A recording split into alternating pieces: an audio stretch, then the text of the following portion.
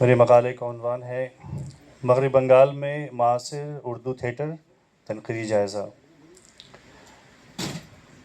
حکم صدور کے مطابق میں اپنے پیپر کو مختصر کر کے ہی پیش کروں گا اور پیپر پہ ہی رہنے کی کوشش کروں گا۔ سرزمین بنگالہ صنف ڈرامہ کے لیے مشہور و معروف ہے۔ لکھنؤ میں ابتدائی ڈرامے اندر سبھا اور رہسیہ کی صورت میں پیش کیے گئے۔ اندر سبھا کی مقبولیت نے کئی سبھائیں پیش کیں جو لکھنؤ اور اس کے قرب میں مشہور ہوئیں۔ اسی زمانے میں بنگال میں بھی اس کی بازگشت سنائی دی۔ واجد علی شاہ کے کلکتے منتقلی کے بعد اور لکھنؤ کے زوال کے ساتھ اردو ڈرامے بنگال کی زینت بنے۔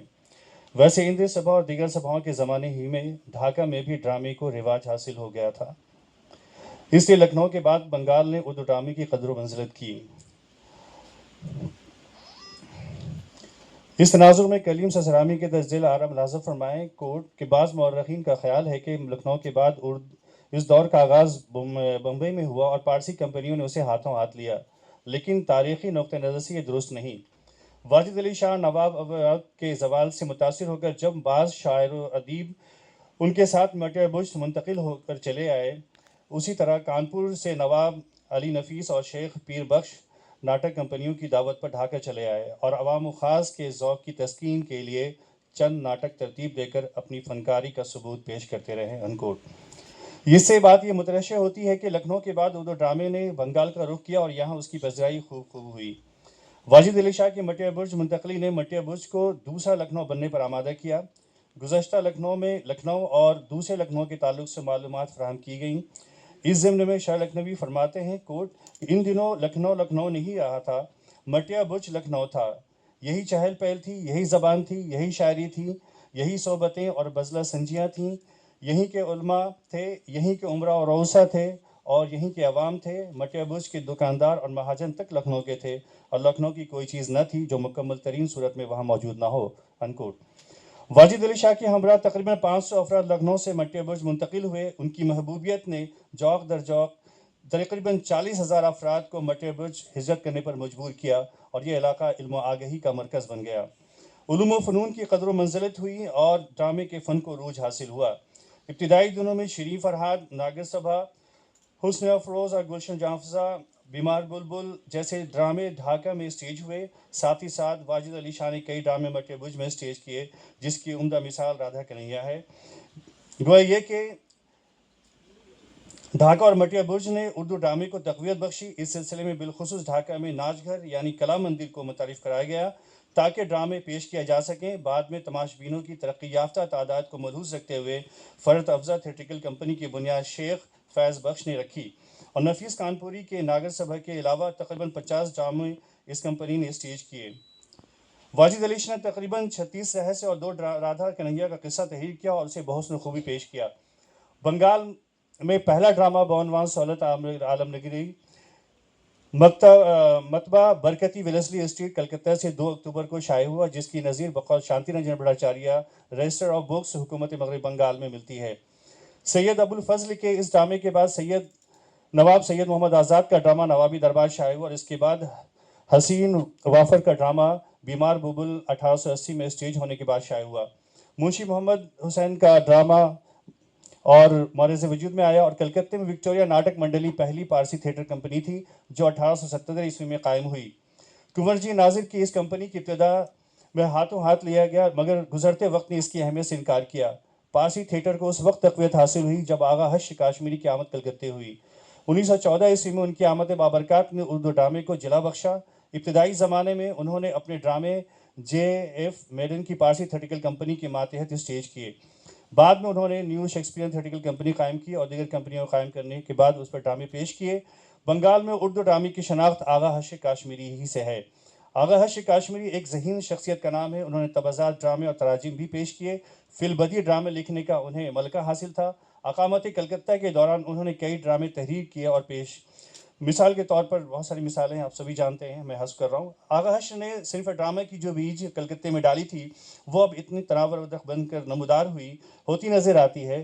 اب ڈرامہ اظہار فکر کا نیا میڈیم بن چکا تھا۔ نیت نئے موضوعات کے تحت نئے لکھنے والے ڈرامے تحریر کیے اور اسے اسٹیج کی زینت بنائے۔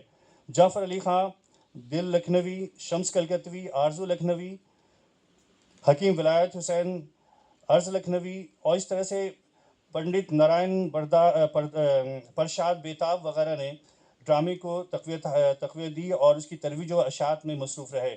آغا حشر کاشمیری کے عہد کے بعد اور ان کے بعد کا زمانہ اردو ڈرامے کی ترقی کا مانا جا سکتا ہے۔ آزادی ہند نے جہاں ہمیں آزادی سے سرفراز کیا، وہیں تقسیم ہند کی کاری ضرب بھی لگائی۔ آزادی کی خوشی تقسیم کے زمرے میں آ کر مان پڑ گئی۔ افراتفری کا ماحول تھا، ملک میں ہر طرف فسادات برپا تھے، مذہب کی بنیاد پر انسانوں کی تقسیم ہو گئی تھی۔ ایسے تقسیم شدہ معاشرے میں بھلا فنون لطیفے کی جانب کون مبذول ہوتا ہے؟ ایسی صورت میں اپنے کرب کی ترسیل کے لیے صنف ڈرامے کی ترویج ضروری ہوئی۔ ڈرامہ فکر کی ترسیلیت کا اہم ذریعہ ہے، اس لیے اب مغربی بنگال تقسیم شدہ حالت میں پروان چڑھنے لگا اور ڈرامے کی ترویج و ترقی کے لیے کوشاں ہونا لازمی سا ہو گیا۔ مغربی بنگال میں اردو تھیٹر کی بات کریں تو پہلا نام نیاز احمد خان کا آتا ہے۔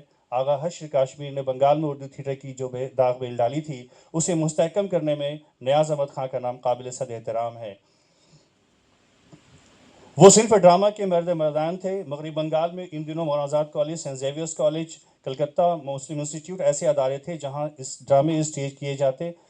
کیونکہ کمپنیاں یہاں سے بمبئی منتقل ہو چکی تھیں، پیشہ ورانہ ذہنیت کا غلبہ تھا، ایسی حالت میں متذکرہ بالا ادارے غنیمت تھے، اور نیاز احمد خان نے جب 1948 میں اپنا اولین ڈرامہ بعنوان ٹیڑھے میڑھے راستے لکھا تو اسے مولانا آزاد کالج کے سالانہ فنکشن میں بحسن خوبی اسٹیج کیا۔ نیاز احمد خان چونکہ مسلم انسٹیٹیوٹ کے سیکریٹری تھے، اس لیے ان کے اکثر ڈرامے یہیں اسٹیج ہوئے۔ نیاز احمد خان کم و بیش 35 ڈراموں کے خالق ہیں، اور بنگال میں رہتے انہوں نے بنگالی زبان سیکھ لی اور ہندی انگریزی زبانوں کی حصولیابی تھی۔ ان کے ڈرامے زیادہ تر مزاحیہ ہوتے، لیکن اہم موضوعات پر انگوش نمائی ہوتی۔